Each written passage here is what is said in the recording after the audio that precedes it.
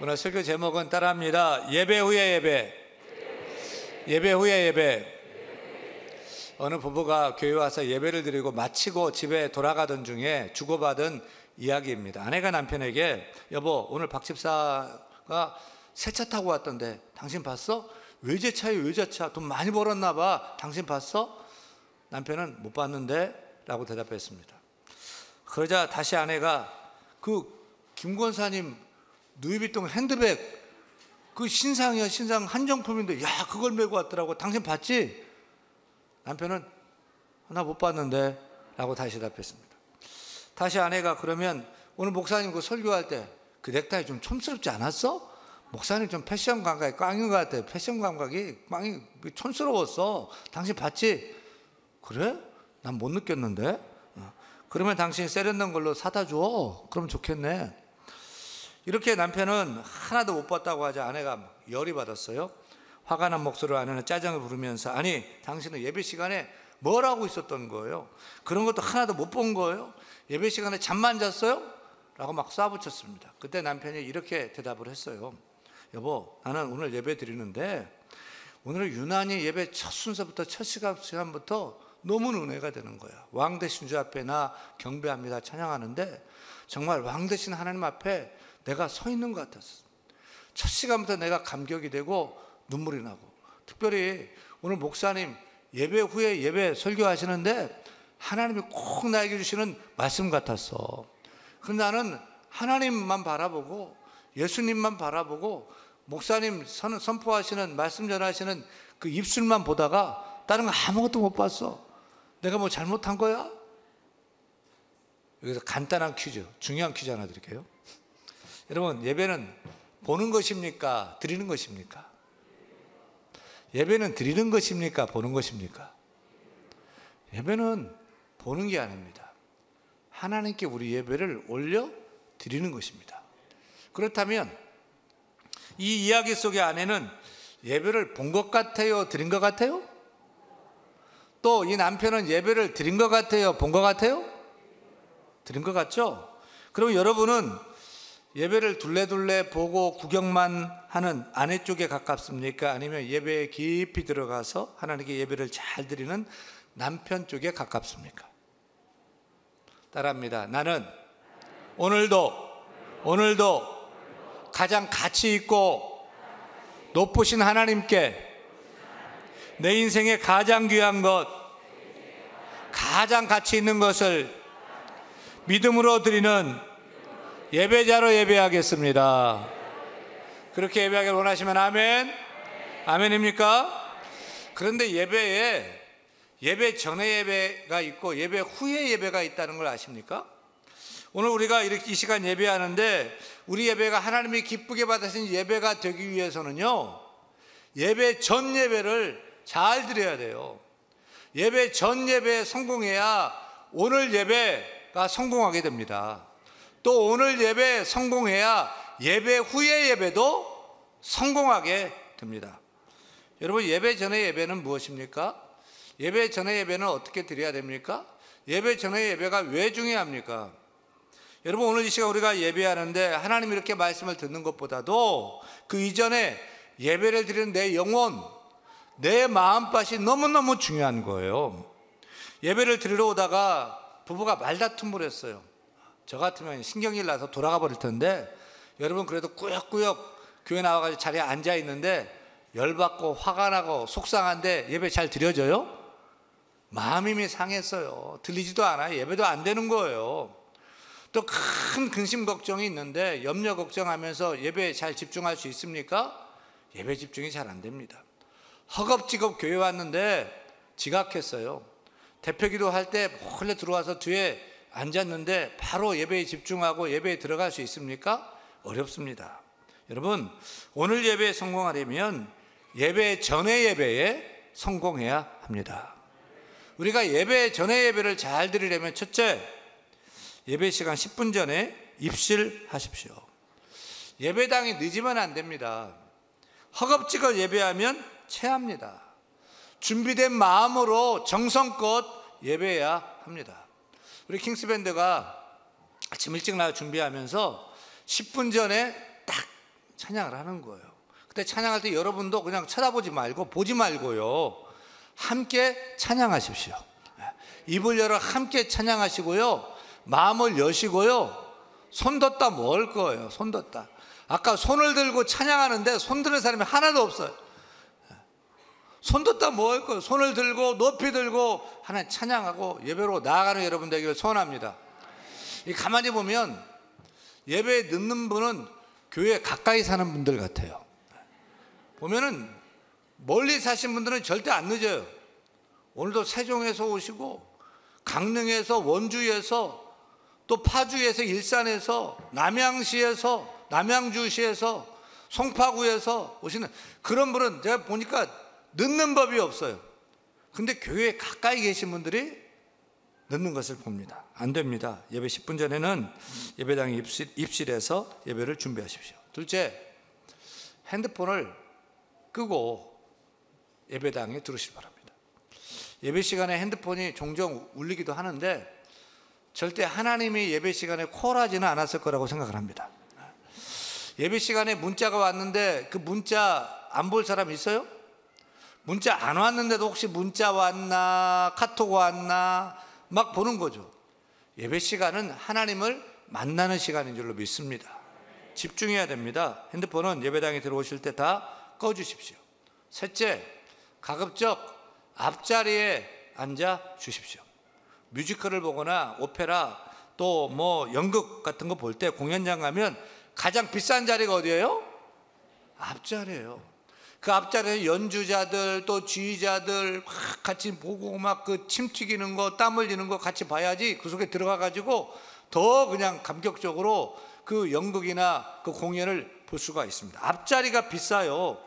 그러면 교회에서도 제일 선호하고 비싼 자리는 어딜까요? 뒷자리 같아요. 뒷자리. 교회에서는 앞자리 싫어해요. 다 뒷자리 좋아하는 거야. 뒷자리 선호하고 뒤로만 가는 거예요. 여러분, 하지만 은혜의 자리는 어딘지 아십니까? 교회 음향이 가장 잘 들리는 자리, 영상이 가장 잘 보이는 자리 어딘지 아십니까? 이렇게 한 3분의 1, 이 지점. 이 지점이 은혜 받기 좋고 영상에는 모든 것이 잘 됩니다. 그러니까 그냥 앉지 말고 어디 앉으면 좋을까? 좀 일찍 와가지고 자리를 먼저 선점을 하세요. 어디에 영상이 잘 보이고 또 목사님을 리얼로 볼 수 있을까? 그 자리가 어딜까 생각하면서 앉아서 예배를 드리시기를 바랍니다. 죄송하지만 중3층 아랫자리는 뭐 교회 구조상 우리가 최선을 다하지만 막 음향도 겹치고요, 밖에 소리도 들리고요. 그래서 집중하기는 별로 좋지 않은 자리인 것 같습니다. 여러분, 예배는 다시 할 수 없어요. 재방송 없어요.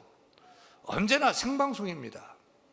오늘도 예배를 드리는데 1부, 2부, 3부, 4부 각각 달라요. 똑같은 예배 같지만 다릅니다. 따라서 이 귀하고 가치 있는 예배 시간을 생각 없이 의미 없이 참여하지 말고 온 마음을 집중하며 오늘도 예배의 성공자가 되기를 축원합니다. 넷째, 처음 것을 드리도록 준비하십시오. 새 옷을 샀어요. 새 양복을 샀어요. 언제 입어야 맞아요? 언제 입어야 될까요? 새 신발, 새 구두를 샀어요. 언제 신으면 좋을까요? 우리 아들들은 그 새 신발, 새 옷 사면은요, 주일날 그냥 신발 좋아가지고 그냥 신었다 벗었다 하는데 절대 밖으로는 안 신고 주일날 개시를 합니다. 저도 오늘 이 넥타이 선물 받은 건데 이번 주간에 중요한 행사가 많았어요. 막 목사님 막 수백 명씩 모이고 앞에 서서 저 설교도 하고 또 기도도 하고 중요한 행사 많았지만 아껴뒀다가 주일날 개시합니다. 물론 교회는 사치하는 곳이 아닙니다. 그러나 좋은 것, 새 것, 내가 아끼는 것을 하나님께 구별하여 드리는 믿음이 있어야 하는 것입니다. 헌금도 마찬가지예요. 그냥 준비 없이 드리지 마십시오. 하나님께 드릴 헌금을 미리 정성껏 믿음으로 준비해서 드리시기를 바랍니다. 여러분에게 내 인생의 모든 것의 주인은 하나님이다. 나의 공급자가 되시는 하나님이시다라고 고백하는 그 신앙 고백인 11조도 미리미리 해서 미리미리 준비해 드리는 그 믿음도 있기를 축원합니다. 마지막으로 주일 전날 토요일이죠. 예배에 방해되는 일은 피하십시오. 한마디로 은혜 받을 일에 방해되는 일은 하지 말라는 것입니다. 참 이상하게 부부싸움 언제 하게 됩니까? 평상시에 괜찮다가 꼭 토요일날 한바탕 해요. 여러분 집은 안 그래요? 우리 집은 그런 것 같아요. 평상시에 잘 지나 토요일날 기분이 상해가지고 큰 소리 치게 되고, 그러고 교회 예배를 드리려면 어때요? 은혜도 안 되고 예배 드리기도 어렵고 또 양심이 있으니까 설교하기도 어렵고 그런 게 있습니다. 또 토요일은 밤이 좋아 라고 하면서 토요일 밤을 불태우면서 늦게 잡니다.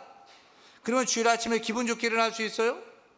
여러분 꾸역꾸역 교회나 예배 드리지만 병든 닭처럼 졸다 갈 뿐입니다. 따라서 예배 전 예배에 성공하려면 토요일부터 경건하게 준비해야 됩니다. 사랑하는 여러분, 예배 전 예배 아주 중요합니다. 하나님 받으신 성공적인 예배는 그냥 주어지는 것이 결코 아닙니다. 믿음과 정성으로 정성껏 준비한 예배 전 예배에 성공해야 본 예배도 성공할 수가 있습니다. 아벨의 제사와 가인의 제사의 성공과 실패는 예배 전 예배에서 이미 판가름 났다고 생각이 됩니다. 아벨은 양의 첫 새끼를 준비해서 드렸어요. 가장 귀한 것, 좋은 것, 새 것을 미리 준비해서 드렸어요. 히브리 성경에 보니까 완료형이에요. 온전히 준비해서 하나님께 드렸어요. 그거 하나님 받으신 거예요. 하지만 가인은 그냥 땅의 소산을 갖다 드렸어요. 오늘 한글 성경에는 드렸다라고 하지만 히브리 성경 시제 보니까 미완료형이에요. 준비가 되지 않았던 거예요. 하나님께 온전히 드리지 못했던 거예요. 근데 거절된 거예요. 그렇게 그 예배 전의 예배에서 이미 예배의 성패가 결정된 것입니다. 사랑하는 여러분, 예배 전 예배에 성공하십시다. 그래서 우리의 마음밭을 잘 준비하는 성공적인 예배자가 되기를 축원합니다. 그러면 예배 후의 예배는 무엇입니까? 예배 후의 예배는 어떻게 드려야 될까요?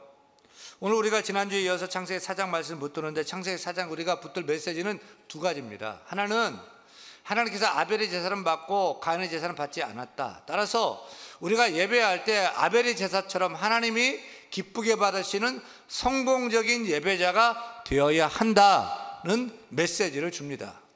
또 하나의 메시지는 성도가 하나님께 예배를 드리고 난 후에 어떤 삶을 살아야 하느냐는 거예요. 즉 예배 후의 예배에도 성공해야 된다는 메시지입니다. 우리는 삶의 예배요, 생활 예배에서도 성공해야 합니다. 목사는 설교한 대로 살고 성도는 설교를 들은 대로 살아야 되는 것입니다. 모이는 예배도 중요하지만 흩어지는 예배도 중요한 것입니다. 이를 위해서 이렇게 하나님께 예배를 드린 후에 우리는 삶의 현장으로 돌아가서 우리의 삶으로 하나님께 계속 예배를 드려야 할 것입니다. 삶이 예배가 되게 하는 거예요. 매일매일 삶이 예배가 되게 하나님 받으시는 삶의 예배의 성공자가 되어야 하는 것입니다. 우리는 주일 예배자만 되는 것이 아니라 매일매일 삶의 예배자가 되어야 하는 것입니다. 그것이 하나님이 함께 하시는 능력이 있는 예배자의 삶인 줄 믿으시면 아멘. 아멘. 그러는 면에서 가인은 예배 후의 예배요, 삶의 예배, 생활 예배, 매일 예배에서 실패한 예배자인 것을 봅니다. 예배 드리고 나서 화를 내고 분을 내고 동생을 쳐 죽이잖아요. 가인은 그의 본 예배도 실패했는데 예배 후의 예배에서는 완전히 실패한 거예요. 당연하죠. 본 예배에서 은혜를 못 받았는데, 본 예배가 받아들이지 않았는데 어떻게 예배 후의 예배에서 성공할 수가 있었겠습니까? 그래서 다시 한번 강조합니다. 주일 예배, 이 예배 성공해야 우리가 한 주간 살아가는 예배 후의 예배도 성공할 수 있음을 깨닫기를 축원합니다. 따라서 이 주중 예배, 삶의 예배, 생활 예배에 성공하기 위해서 오늘도 예배할 때 우리 예배가 성공해야 돼요. 하나님께 은혜 받고 성령 충만하고 하나님께 새 힘 얻어서 한 주간 시작되는 이 삶의 예배에서 다 승리하는 예배 후 예배의 성공자가 다 되기를 축원합니다. 축원합니다. 그러면 잠시 가인의 실패한 예배 후의 예배가 어찌했는지를 살펴보면서 우리의 예배 후 예배는 어떠해야 되는지를 또 생각합니다. 창세기는 모든 것의 처음이죠. 모든 것의 시작입니다. 창세기 1장에서는 하나님의 말씀으로 천지를 처음 창조하셨습니다. 해, 달, 별도 처음 등장합니다. 또 남자 아담, 여자 하와, 사람도 처음 등장합니다. 부부도 최초로 만들어졌고 가정도 최초로 등장합니다. 하여튼 창세기는 모든 것의 처음, 시작입니다. 의인이라는 말이 창세기 6장에 처음 등장하고 믿음이라는 말은 창세기 15장에 처음 등장합니다. 그런데 창세기 4장, 오늘 본문에서 처음 등장하는 말이 하나 있죠. 그것이 뭘까요? 따라합니다. 죄. 죄라는 말이 창세기 4장에서 등장해요. 예배에 실패한 가인은 예배 후의 예배에서 죄를 지었다는 거예요. 몇 절이죠? 죄라는 단어가 오늘 본문 창세기 4장 7절에 처음 등장하는데 하나님이 가인에게 이렇게 말씀하시는 거예요. 7절이에요. 아직 사람 안 죽였고요. 예배 드리고 나서 그가 죄를 짓는 거예요. 그래서 하나님이 이렇게 같이 읽겠습니다. 내가 선을 행하면 어찌 낯을 들지 못하겠느냐? 선을 행하지 아니하면 죄가 문에 엎드려 있느니라. 죄가 너를 원하나 너는 죄를 다스릴지니라. 죄라는 말도 처음 등장하고 선이라는 말도 처음 등장합니다. 여러분, 선에 받는 말은 뭐예요? 죄예요. 죄에 받는 말은 뭐예요? 선입니다. 여러분, 우리의 예배 후의 예배에 성공하려면 어떻게 해야 합니까? 첫째, 따라합니다. 선을 힘써 행해야 한다. 예, 선을 힘써 행해야 됩니다. 우리 예배 후의 예배는 어떻게 드려야 하느냐? 일도 안 하고 그냥 계속 예배만 드리고 계속 기도하고 찬송하고 밥도 안 먹고 공부도 안 하고 출근도 안 하고 계속 성경 읽고, 그게 예배 후의 예배입니까? 아닙니다. 우리 예배 후의 예배는 선을 행하는 것입니다. 선행, 그것이 예배 후의 예배입니다. 착한 일이 생활 예배인 것입니다. 그런데 문제는 우리가 약하고 부족하고 욕심 많고 나밖에 몰라가지고 선을 행하고 착한 일을 행하기가 쉽지 않다는 것이죠. 따라서 우리가 선을 힘써 행하기 위해서는 어떻게 해야 되느냐? 하나님 이렇게 말씀하시죠. 7절 말씀 보세요. 하나님은 가인에게 이렇게 말합니다. 네가 선을 행하지 아니하면 죄가 문에 엎드려 내 문 밖에서 기다리고 있다는 거예요. 그러니 죄가 너를 원하나 너는 죄를 다스릴지니라. 우리 사람이 선을 행하지 않으면 뭘 행하게 된다고요? 죄짓게 된다는 거예요. 그러니까 선을 행해야지, 선을 행하지 않으면 저절로 죄짓는, 선 아니면 죄, 죄 아니면 선인 거죠. 그런데 죄는 우리가 죄짓기를 간절히 원해서 막 충동하고 막 미혹하고 밀어 넣는 거예요, 죄로. 따라서 우리를 그냥 내버려 두면 우리는 자연스럽게 죄를 져요. 아무리 예쁘고 착하게 생겼어도요. 정말 예쁜 게 죄라면 당신은 종신형인데 그렇게 생겼어도 그냥 내버려 두면 아무리 예뻐도 죄 짓는 거예요. 원망, 불평, 짜증내고 맨날 시시거리고 그냥 나쁜 생각하고 나쁜 짓 하고 싸우고 악한 짓 하고 그냥 본디 우리는 죄 짓도록 가는 거예요. 따라서 우리는 의도적으로 선을 행해야 돼. 선을 행해야지 죄를 안 지어. 그냥 나를 내버려 두면 죄를 짓게 돼. 이게 우리 인간의 기울어진 경향입니다. 보세요. 오늘 주일도 이 비도 많이 오네. 나 걱정 많이 했는데 우리 성도들 믿음 좋아요. 이렇게 다 나왔는데 솔직히 내 몸은 교회에 오기 싫었을 거예요. 그냥 쉬고 싶고 온라인 예배 드리고 그냥 집에서 푹 쉬고 푹 자고 쉬면서 그냥 칼칼한 신라면 하나 끓여 먹고 소파에 누워가지고 VOD로 밀린 드라마 우영우 같은 거, 우영우 알죠? 우투도 영투도 우 아시죠? 우영우 보면서 뭐 빅마우스예요? 그거 보면서 그냥 오후에나 그냥 온라인 예배 재방송 그냥 보고 그러면 좋겠다 생각하겠죠. 젊은이들은 그냥 뭐 교회보다는 그냥 CGV 가서 한산 요즘 뜬다는데 한산 보고 그냥 시원한 생맥주 한 잔 먹고, 그게 우리 인간의 욕망이에요. 근데 욕망도 내 마음대로 그냥 내버려 두면 우리는 죄를 짓게 돼요. 따라서 이런 죄 짓는 경향을 꺾기 위해서는 선을 선택하고 선을 힘써 행해야 돼요. 우리가 힘을 내어서 바람도 불고 뭐 태풍도 온다고 하고 코로나도 막 확진자도 나오고 하지만 꾸역꾸역 교회에 나와야 돼요. 예배 자리에 앉아야 돼요. 이렇게 나오는 게 참 어려워요. 하지만 이렇게 나와서 하나님께 찬양하고 말씀 들으니까 좋아요, 나빠요? 좋아요? 예배 드리니까 살아납니까? 살게 되는 것입니다. 신라면 끓여 먹으면 좋겠지만 하늘의 만나도 꽤 맛있습니다. 맛있습니까? 여러분 재밌는 TV 드라마 재밌겠지만 윤목사 설교도 꽤 재밌습니다. 재밌습니까? 아멘 한 분은 굉장히 신령한 분입니다. 사랑하는 여러분, 예배 후에 예배에 성공하기 원합니까? 힘써 선을 행하세요. 착한 일, 좋은 일 힘써 행하세요. 죄를 다스려야 돼요. 따라서 죄를 다스리고 선을 행하기 위해서는 주일마다 예배하면서 우리 죄를 씻어내야 돼요. 하나님께 나와서 하나님, 죄인이 왔습니다. 용서하여 주옵소서. 내 죄가 씻어지게 하여 주옵소서. 허물이 벗겨지게 하여 주옵소서. 착한 일, 좋은 일, 선한 사람으로 선행을 행하고 사랑하고 섬기며 살려는 힘이 없습니다. 주님 도와주옵소서. 능력 주옵소서. 기도하면서 하나님 주신 힘과 능력 가지고 선행에 힘써야 돼요. 선을 행하는 선행, 예수님처럼 착한 일을 하는 것이 삶의 예배입니다. 여러분, 삶 속에서 약한 자, 가난한 자, 부족한 사람 만나면 도와주십시오.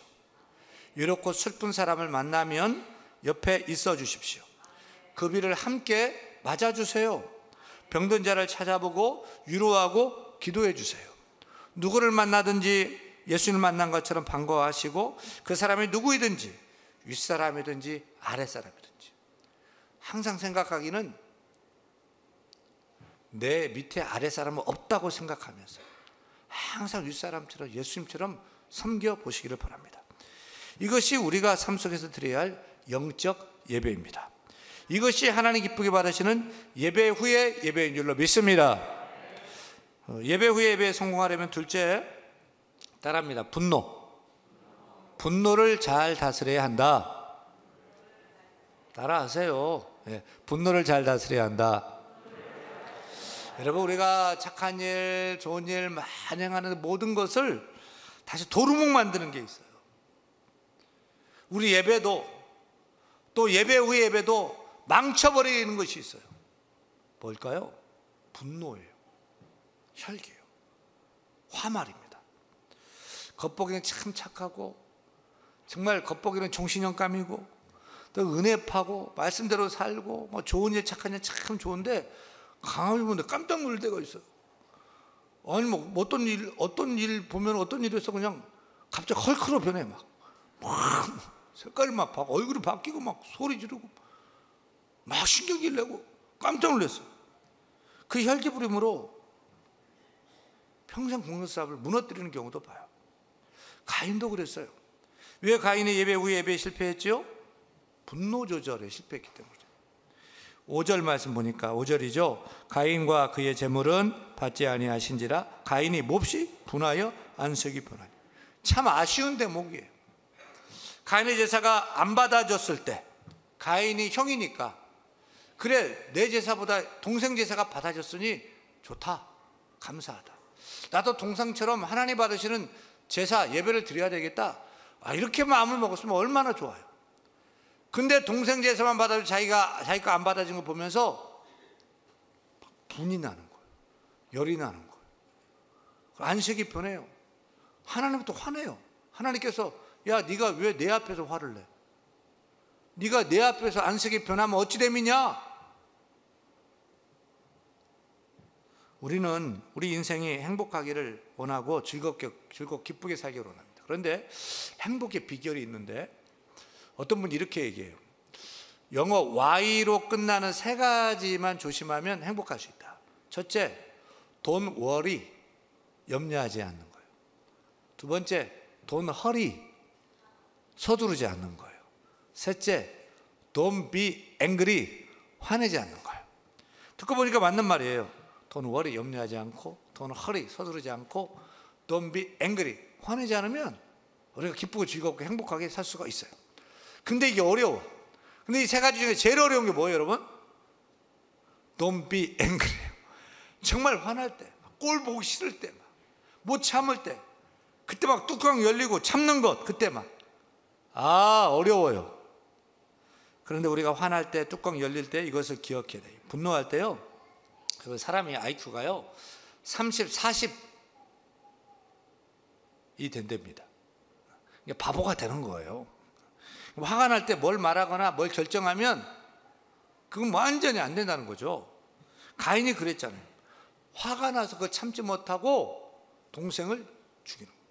사람이 화가 나면 앞에 안 보여요. 돌아버려요. 딴 사람이 돼요. 그래 막말하고 상처 주고 돌이킬 수 없는 일을 하게 되지 않습니까? 그런데 분노의 수명이 있어요. 분노의 수명이 90초랍니다. 참 다행이죠. 아무리 화가 나도 90초, 1분 30초만 참으면 되는 거예요. 그래서 뭐 화가 날 때 따라합니다. 나 죽었다. 나 죽었다 하면서 그때 얼마만 참으라고요? 1분 30초, 90초만 참으면 혈기가 죽어요. 분도 죽게 되는 거예요. 그리고 넘어갈 수가 있게 되는 것입니다. 사랑하는 여러분, 예배 후에 예배 너무너무 중요합니다. 예배와 우리 삶의 분리되어서는 안 됩니다. 이렇게 교회 나와서 예배 드리는 것만 중요하고 세상 일을 하찮은 것입니까? 그렇지 않아요. 진정한 예배는 오늘 예배 축도 이후에 우리가 당장 나가서 카페에서, 식당에서, 주차장에서, 여러분 가정에서, 거기에서부터 진정한 예배가 시작됨을 깨닫기를 축원합니다. 여러분, 예배를 마치고 세상 나갈 때 하나님을 예배당에 띄워놓고 하지 마세요. 하나님과 함께 세상에 나가길 바랍니다. 일터에서, 가정에서, 직장에서, 학교에서 하나님과 함께 하시길 바랍니다. 삶의 예배자가 되십시오. 생활 예배자가 되십시오. 매일 예배에 성공하시길 바랍니다. 그러기 위해서 선을 행하십시오. 선행, 힘써 선을 행하는 참된 예배자 되기를 축원합니다. 그리고 모든 일을 망치는 게 화내는 거예요.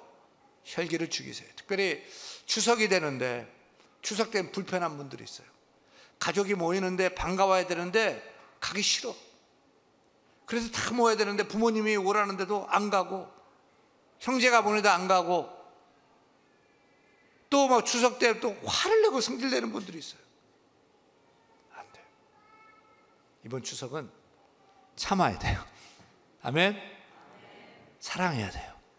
이해하고 용서하고 격려하고, 그 예배 후에 예배, 삶의 예배, 생활 예배에 성공하는 저와 여러분 되기를 간절히 축원합니다. 축원합니다.